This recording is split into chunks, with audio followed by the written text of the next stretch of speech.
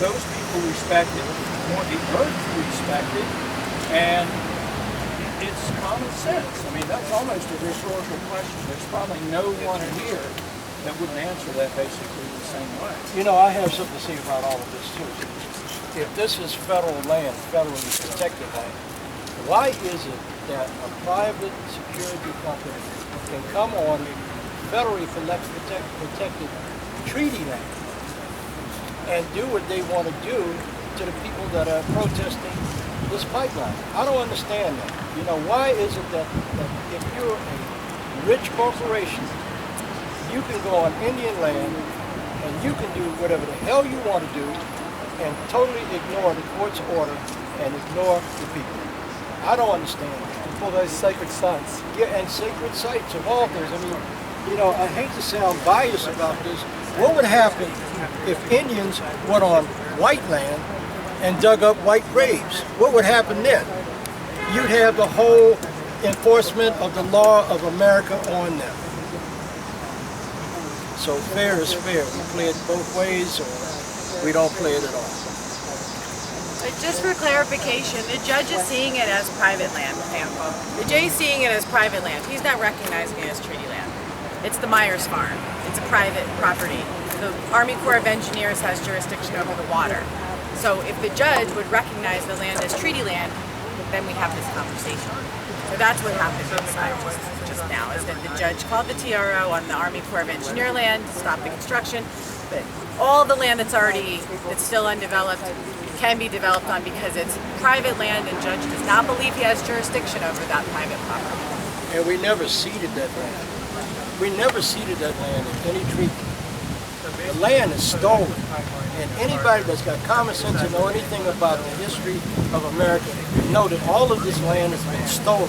These treaties that they have with tribes, 627 plus treaties, they were all treaties to compromise native people and take their land from them. Nothing else.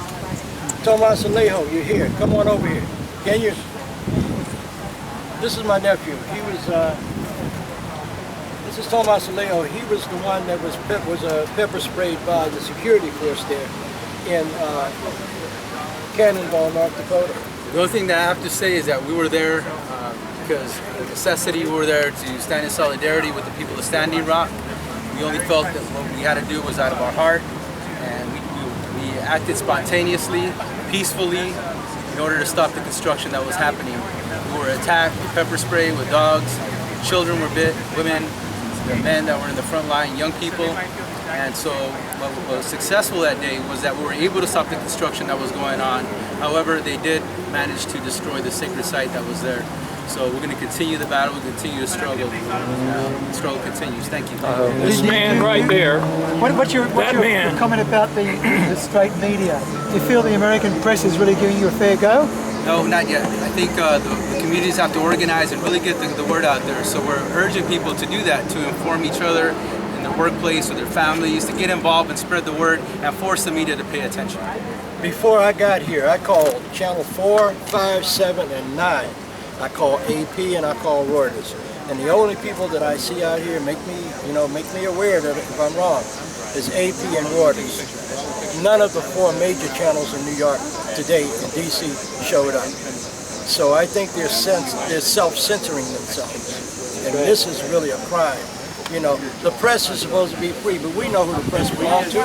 Corporate media. Just look at that first word, corporate-owned media. And if you want the truth, you have to go to people like you and all the other grassroots people.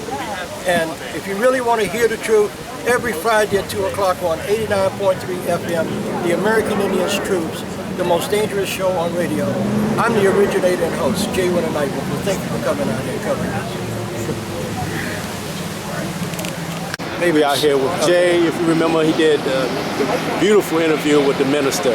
And today we're out here during the hearing, after the hearing of the Dakota pipeline access. Could you explain why it's so important to stop that pipeline on sacred land? That pipeline should be stopped for many reasons, but the first one includes all of humanity. If that pipeline is compromised under the river, and that oil is allowed to flow in that river, there are going to be millions of people downstream that won't be able to drink the water, bathe in the water, water their animals or their lawns.